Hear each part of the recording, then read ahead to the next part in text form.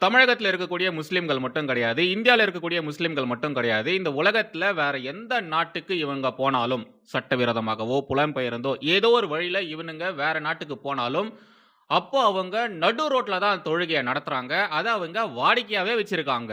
அவங்களுக்காக அங்க எவ்வளோ பெரிய மசூதிகள் கட்டி குடுத்திருந்தாலும், அங்க ஏகப்பட்ட இடங்கள் காலியா இருந்தாலும், அங்கெல்லாம் தொழுகை பண்ணாம, பப்ளிக் நியூசன்ஸ் பண்ற மாரி, ஒரு பதட்டத்தை ஏற்படுத்துற மாரி, நடு ரோட்ல தான், மக்கள் அதிகமா கூடுற இடத்துல தான் இவனுங்க தொழுகையே நடத்துறாங்க. அத வாடிக்கையா வேற வச்சிருக்காங்க. இத மாரியான விஷயங்கள நாம நம்ம நாட்டிலேயே பார்த்திருக்கோம். பல உலக நாடுகளிலும் பார்த்திருக்கோம். முக்கியமா புலம்பெயர்ந்த இஸ்லாமியர்கள் வேற நாட்ல தொழுகை பண்ணும்பொழுது, ரொம்ப மோசமான பல விஷயங்கள் நடந்திருக்கு. முக்கியமா நடு ரோட்ல கார நிறுத்தி, கார் மேல நமாஸ் பண்றதெல்லாம் நம்ம பார்த்திருப்போம். செய்திகள்ல கூட அதெல்லாம் வந்திருக்கு. கொஞ்ச நாள் முன்னாடி நம்ம நாட்ல தான் ஹிந்து கோவிலுக்கு சொந்தமான ஒரு இடத்துல ஒரு இஸ்லாமியர் அத்துமீறி நுழைஞ்சு அங்க நமாஸ்லாம் பண்ணிட்டு இருந்தாரு. அத பார்த்து அங்க இருந்த ஹிந்துக்கள் கோவிலுக்கு சொந்தமானவர்கள், அந்த இடத்துக்கு சொந்தமானவர்கள் ஓடி வந்து அவங்கிட்ட ஃபர்ஸ்ட் சொல்லியிருக்காங்க. இத மாரிலாம் இங்க பண்ணாத. இது ஹிந்துக்களுக்கான இடம், ஹிந்து கோவிலுக்கான இடம். தயவு செய்து வெளிய போ அப்படின்ற மாரி சொல்லியிருக்காங்க. ஆனாலும் அவன் கேட்கவே இல்ல. தொடர்ந்து அவன் நமாஸ் பண்றதுல குறியா இருந்திருக்கான். அதுக்கப்புறமா அங்க இருந்தவங்க அவன போட்டு பொளந்திருக்காங்க. எட்டி உதைச்சிருக்காங்க. வெளிய தொரத்தி அடிச்சிருக்காங்க. அந்த விவகாரம் வெளிய வந்ததுக்கு அப்புறமா அவன போட்டு பொளந்த வீடியோ செம வைரலா ஆனதுக்கு அப்புறமா, அது எப்படி நீங்க ஒரு முஸ்லீம அடிக்கலாம்? நமாஸ் பண்ணும்போது எப்படி நீங்க அடிக்கலாம்? அப்படின்ற மாரிலாம் இங்க தறிகெட்டு திரியிற அடிப்படைவாத இஸ்லாமியர்களுக்கு ஆதரவாக சொம்படிக்கிற, ஜால்ரா அடிக்கிறவனுங்கலாம் கதறுனானுங்க. ஏன்டா உங்களுக்கு தான் தொழுகை பண்றதுக்கு அவ்வளோ இடங்கள் இருக்கே. போதாக்குறைக்கு பல ஹிந்து கோவில்கள உங்களுடைய முன்னோர்கள் ஆக்கிரமிச்சு, அத மசூதியா, தர்காவாலாம் கட்டியிருக்காங்களே, அங்க போய் தொழுகை பண்ணுங்கடான்னா, நீங்கலாம் இஸ்லாமிய விரோதிகள். இஸ்லாமியர்கள் இந்தியால பாதுகாப்பாகவே இல்ல. இந்தியர்கள் இத மாரிலாம் மோசமான விஷயங்கள் செய்றாங்க. இஸ்லாமியர்களுக்கு எதிராக தான் இங்க இருக்கக்கூடியவர்கள் இருக்காங்க அப்படின்ற மாரிலாம் அவதூறு பரப்புறானுங்க. உங்ககிட்டலாம் ஒரே ஒரு கேள்வி கேட்கிறேன். மனசாட்சிய தொட்டு சொல்லுங்க. இந்த உலகத்துல எத்தனை இஸ்லாமிய நாடுகள் இருக்கு? ஏதாச்சும் ஒரே ஒரு இஸ்லாமிய நாடுகளாச்சும் அங்க இருக்கக்கூடிய இஸ்லாமியர்கள் நிம்மதியா, சந்தோஷமா இருக்காங்களா? சொல்லுங்கடா. நீங்களே உங்க மனசாட்சிய தொட்டு சொல்லுங்கடா. ஒரே ஒரு நாட்டுல மட்டும் தான் இஸ்லாமியர்கள் அமைதியா, சந்தோஷமா இருக்காங்க. அந்த நாடு நம்ம நாடு. நம்முடைய பாரத தேசம். ஆனா, இங்க இருக்கக்கூடிய அடிப்படைவாத இஸ்லாமியர்களால, இங்க பெரும்பான்மையா இருக்கக்கூடிய ஹிந்துக்களுக்கு தான் ஆபத்து. உயிருக்கே ஆபத்து. அவங்களுடைய உடைமைகளுக்கு ஆபத்து. இப்போ ஹோலி பண்டிகை போச்சு இல்லையா? ஹோலி பண்டிகை வரும்பொழுது, இந்த நடுநிலைவாதிகள், செக்குலரிசம் பேசக்கூடியவர்கள் இவனுங்கலாம் பார்த்தீங்கன்னா, இஸ்லாமியர், ஹிந்து இவங்க 2 பேருமே ஒண்ணா ஹோலி செலிப்ரேட் பண்ற மாரிலாம் வீடியோக்கள் போடுவானுங்க. ஏகப்பட்ட பதிவுகள்லாம் போடுவாங்க. ஆனா டெல்லில என்ன தெரியுமா நடந்திருக்கு? உண்மையான கலை எதார்த்தம் என்னவா தெரியுமா இருந்திருக்கு? ஒரு சின்ன பொண்ணு ஹோலி பண்டிகையின் பொழுது அந்த பலூன்ல தண்ணிலாம் இருக்கும் இல்லையா? அத தூக்கி அடிச்சிருக்காங்க. ரோட்ல அடிச்சிருக்காங்க. அந்த தண்ணியானது ஒருத்தர் மேல பட்டிருக்கு. ஒரு இஸ்லாமிய குடும்பத்தினர் மேல பட்டிருக்கு. அதுக்காக இந்த குழந்தையோட குடும்பத்தினர் மன்னிப்பும் கேட்டிருக்காங்க. பொதுவெளியில மன்னிப்பும் கேட்டிருக்காங்க. ஆனாலும் அடங்காத அந்த முஸ்லிம் குடும்பம் கொஞ்ச நேரம் கழிச்சு பல இஸ்லாமியர்கள கூட்டிட்டு வந்து, ஆயுதங்களோடயே பல முஸ்லிம்கள கூட்டிட்டு வந்து அங்க ஹோலி பண்டிகை கொண்டாடிட்டு இருந்தாங்க இல்லையா? அந்த குடும்பத்தினர் மீது கொடூரமான தாக்குதல நடத்தியிருக்கானுங்க. அதனால ஒருத்தன் இறந்தே போய்ட்டான். ஒரு ஹிந்து இளைஞர், ஒரு ஹிந்து தலித் இளைஞர் இறந்தே போயிருக்காங்க. இந்த இஸ்லாமிய மாபுகள் பண்ண அட்டூழியத்தினால பாவம் அந்த பையன் செத்தே போய்ட்டான். கொன்னுருக்கானுங்க. அடிச்சு கொன்னுருக்கானுங்க. நாங்க ஹிந்து, முஸ்லிமா இருந்தாலும் நாங்கலாம் பாய் பாய் அப்படின்ற மாரிலாம் சொல்லுவானுங்களே. எவனாச்சும் ஒருத்தனாச்சும் இந்த விவகாரம் குறித்து எடுத்து பேசினானா? அந்த விவகாரத்த கண்டிச்சாச்சும் யாராச்சும் இங்க பேசினாங்களா? ஒரு தலித் இளைஞர அடிச்சு கொன்னுருக்காங்க. யாராச்சும் தலித் அரசியல் பேசக்கூடியவர்கள் வாய தொறந்து ஏதாச்சும் கருத்த பதிவு செஞ்சாங்களா? நாங்கலாம் தொப்புள் கொடி உறவுகள், தொப்புள் கொடி உறவுகள்னு சொல்றாங்களே, அந்த தொப்புள் கொடி உறவு பண்ண வேலைய எவனாச்சும் இங்க எடுத்து போட்டானா? செய்திகள், தமிழக ஊடகங்கள் அது குறித்தான செய்தியாச்சும் போட்டாங்களா? தமிழகத்துல எப்படி எல்லாமே ஈவே ராமசாமியால தான் நடந்தது. நாம படிச்சதுக்கு காரணம், நாம பேண்ட் சட்டை போட்டதுக்கு காரணம்லாம் ஈவேரா தான் அப்படின்ற மாரிலாம் சொல்றாங்களோ, அதே மாரியான ஒரு மாய பிம்பம் தான் தமிழக மக்கள் கிட்ட தொடர்ந்து காட்டப்பட்டு வந்துட்டு இருக்கு. நார்த் இந்தியால தான் இது மாரிலாம் நடக்கும். சவுத் இந்தியால இது மாரிலாம் நடக்கவே நடக்காது அப்படின்ற மாரிலாம் சொல்லுவாங்க. தமிழகத்துல எவ்வளவு விவகாரங்கள் நடந்திருக்கு. நம்முடைய ஹிந்து பண்டிகை காலகட்டங்கள்ல என்ன மாரியான கொடூரமான விஷயங்கள்லாம் நடந்திருக்கு. விநாயகர் ஊர்வலத்தின் பொழுது என்ன மாரியான விஷயங்கள்லாம் நடந்திருக்கு. இஸ்லாமியர்கள் பெரும்பான்மையா இருக்கக்கூடிய இடத்துல ஹிந்து ஊர்வலம் போகவே போகாது. போக முடியாது. அவங்க எதிர்த்து சண்டை போடுவாங்க. போகக்கூடாதுன்னு கோர்ட் வரைக்கும் போய் ஸ்டே ஆர்டர்லாம் வாங்குவாங்க. இதெல்லாம் இங்க நடந்திருக்கு தானே. ஆனா இது பத்திலாம் யாராச்சும் இங்க பேசுறாங்களா? பேச மாட்டாங்க. பேசவே மாட்டானுங்க. ஓகே. நாம கன்டென்ட்க்கு வருவோம். மெயின் மேட்டர விட்டுட்டு நான் என்னென்னத்தையோ பேசிட்டு இருக்கேன். மும்பை உயர்நீதிமன்றம் ஒரு அதிரடியான தீர்ப்பு குடுத்திருக்காங்க. அத பத்தி கண்டிப்பா நீங்க எல்லாருமே தெரிஞ்சுக்கணும். மும்பைல இந்த டாக்ஸி டிரைவர் சங்கம்னு இருக்கும் இல்லையா? இந்த ஓலா, ஊபர் இது மாரியான டாக்ஸி டிரைவர்ஸ்லாம் அவங்களுக்குன்னு ஒரு சங்கம் வச்சிருப்பாங்க. முக்கியமா இஸ்லாமியர்கள், இஸ்லாமியர்களுக்குன்னு ஒரு தனி சங்கத்த வச்சுப்பாங்க. அப்படிப்பட்ட ஒரு சங்கமானது மும்பை ஹைகோர்ட்ல ஒரு மனு ஒண்ணு போட்டிருக்காங்க. அது என்னன்னா, இப்போ ரம்ஜான் காலமானது நடந்துட்டு இருக்கு. அதனால ஏர்போர்ட் பக்கத்துல இருக்கக்கூடிய இல்லன்னா ஏர்போர்ட்ல இருக்கக்கூடிய காலி இடங்கள்ல நாங்க தொழுகை பண்ணணும். அதுக்கான அனுமதிய குடுங்க. ஏர்போர்ட்ல கேட்டா அனுமதி குடுக்க மாட்டேன்றாங்க. எங்கள உள்ளயே விட மாட்டேன்றாங்க அப்படின்ற மாரிலாம் சொல்லி மும்பை ஹைகோர்ட்ல ஒரு மனு ஒண்ணு போட்டிருக்காங்க. அந்த மனுவை விசாரித்த நீதிமன்றம் என்ன சொல்லியிருக்காங்கன்னா, ரம்ஜான் நோன்பு அப்படின்றது முஸ்லிம்களுக்கானது மட்டும் தான். அதுக்குன்னு அவிங்க எந்த இடத்துல வேணாலும் தொழுகை பண்ணலாம். தொழுகை பண்றதுக்கு அனுமதி குடுங்கன்னு கேட்டா, அதெல்லாம் குடுக்க முடியாது. நாங்க முஸ்லிம்கள், நாங்க எங்க வேணாலும், நாங்க நெனைச்சோம்னா எங்க வேணாலும் தொழுகை பண்ணுவோம்னு சொல்றதெல்லாம் மத உரிமைக்கு கீழ வராது. முக்கியமா ஏர்போர்ட் மாதிரியான இடங்கள்ல உங்கள அனுமதிக்கவே முடியாது. பாதுகாப்பு விஷயங்கள கவனத்தில் கொள்ள வேண்டியது இருக்கு. அதனால ஏர்போர்ட் வளாகத்திலயோ, ஏர்போர்ட் பக்கத்திலயோ தொழுகை பண்றதுக்குலாம் உங்களுக்குலாம் அனுமதி குடுக்க முடியாது. தொழுகை நடத்துறதுக்கு விமான நிலையம் பக்கத்துல கட்டிடங்கள் கட்டுறது, நிலம் வாங்குறது அப்படின்ற பேச்சுக்கே இடமில்ல. மதமோ, வேற ஏதாச்சும் விவகாரங்களோ அதெல்லாம் எங்களுக்கு முக்கியமே கிடையாது. எங்களுக்கு இந்த நாட்டினுடைய பாதுகாப்பு தான் முக்கியம். நாட்டின் பாதுகாப்பு விஷயங்கள்ல நாங்க எந்த ஒரு சமரசமும் பண்ண மாட்டோம் அப்படின்ற மாரி அதிரடியான தீர்ப்ப மும்பை ஹைகோர்ட் குடுத்திருக்கு. இப்ப அப்படியே நம்ம ஊருக்கு வாங்களேன். நம்ம தமிழகத்துக்கு வாங்களேன். கொஞ்ச நாட்களுக்கு முன்னாடி தமிழகத்தின் முதலமைச்சர் திரு மு.க. ஸ்டாலின் அவர்கள் இஸ்லாமியர்களுக்காகன்னு ஒரு புது அனவுன்ஸ்மென்ட் ஒண்ணு குடுத்திருந்தாரு. சென்னை விமான நிலையம் இருக்கு இல்லையா? மீனம்பாக்கம். அது பக்கத்துல இஸ்லாமியர்களுக்காக ஹஜ் இல்லம் கட்டித் தரப்படும். இலவசமாக ஹஜ் இல்லம் கட்டித் தரப்படும் அப்படின்ற மாரி ஒரு விஷயத்த ஒண்ணு ஸ்டார்ட் பண்ணியிருந்தாரு. ஸ்டார்ட் பண்ணாரு. ஆனா அது ஃபுல்ஃபில் ஆச்சா? இல்ல. வேல முடிஞ்சுதா? இல்ல. பாதுகாப்புங்க, பாதுகாப்பு. ஃபர்ஸ்ட்டு நாட்டினுடைய பாதுகாப்பு. அப்புறம் தான் மிச்சம் எல்லாமே. ஓகே. இதைத் தொடர்ந்து இங்க சைட்ல ஒரு நியூஸ் கார்ட் ஒண்ணு போடுறேன். தயவு செய்து பாருங்க.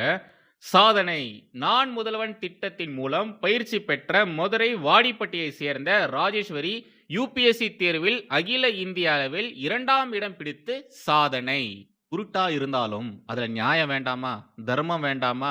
நான் முதல்வன் திட்டத்தின் கீழ இவங்க பயிற்சி பெற்றதனால தான் இந்தியாவிலேயே 2ண்ட் பிளேஸ்ல இவங்க வந்திருக்காங்க. யுபிஎஸ்சி தேர்வுல 2ண்ட் ரேங்க் எடுத்திருக்காங்க அப்படின்ற மாரிலாம் இந்த திமுக தலைவர்கள் முதல் திமுகவின் தற்குறி ஊபிஸ்கள் வரைக்கும் பேசிட்டு வந்துட்டு இருக்காங்க. இந்த விவகாரம் குறித்து ஏகப்பட்ட செய்திகள போட்டுட்டு வந்துட்டு இருக்காங்க. இப்போ உங்களுக்கு இன்னொரு குட்டி கிளிப்பிங் போடுறேன். இந்த அக்கா பத்தினது தான். ராஜேஸ்வரி அக்கா இருக்காங்க இல்லையா? இவங்கள பத்தினது தான். அந்த வீடியோவ பார்த்துட்டு வாங்க.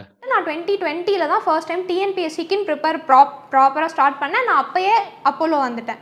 ஸோ என்னோட டிஎன்பிஎஸ்சியோட கம்ப்ளீட் ஜேர்னி 2020லேருந்து இப்போ வரைக்குமே அப்போலோட ஓரியன்ட் ஆகி தான் இருக்குது. இந்த 21ல நடந்த ப்ரிலிம்ஸ் வந்து எனக்கு கிளியர் ஆச்சு. நான் வந்து மெயின்ஸ்க்கு அப்போலோ திரும்ப வந்து ஜாயின் பண்ணேன்.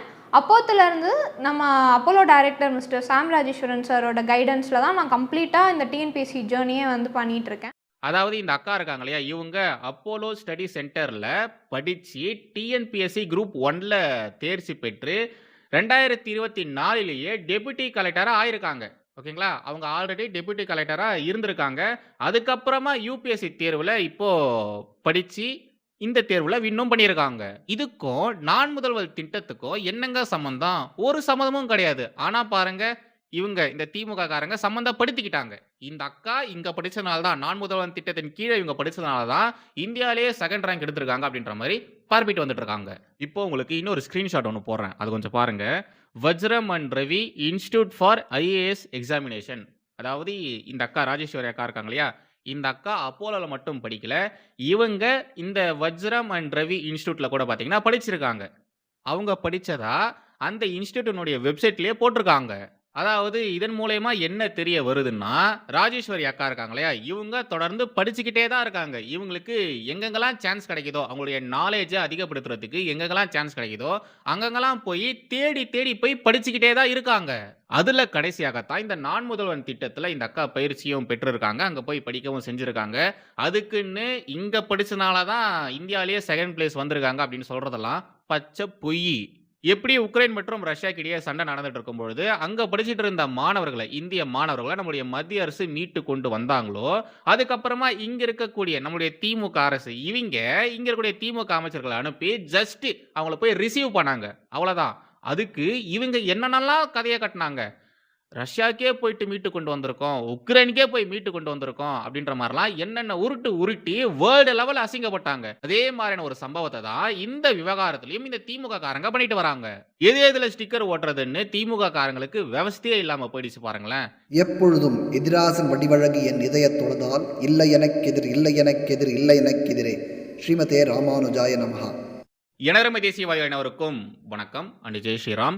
வேலியே பயிரை மேய்ந்த கதைன்னு சொல்ற மாதிரி பாதுகாப்பு தர வேண்டிய காவலரே குடி போதையில ஒரு பொண்ணு கிட்ட தப்பா நடந்துக்க அந்த பொண்ணுடைய வீட்டுக்குள்ள அத்துமீறி நுழைஞ்சு அடாவடித்தனம்லாம் பண்ணியிருக்காரு. இந்த கேவலமான விஷயம் எங்க நடந்தது? உத்தரப்பிரதேசத்துலயா? இல்ல. குஜராத்லயா? இல்ல. மத்திய பிரதேசத்துல? இல்ல. மகாராஷ்டிரால? பீகார்ல? ஐயோ, அங்கெல்லாம் நடக்கலங்க. வேற எங்க நடந்தது? உலகத்திலேயே பெண்கள் பாதுகாப்பாக இருக்கிற ஒரே இடம் அப்படின்ற மாதிரி திமுக காரங்க சொல்லுவாங்க பாருங்க. அந்த இடத்துல தான் திமுகவின் ஆட்சி நடக்கக்கூடிய தமிழகத்துல தான் ராயப்பேட்டையில தான் இப்பேற்பட்ட ஒரு நிகழ்வானது நடந்திருக்கு. வீட்டில் தனியா இருந்த அந்த பொண்ணு கிட்ட அத்துமீறி நடக்கிறதுக்கு அந்த காவலர் முயற்சி பண்ணியிருக்காரு.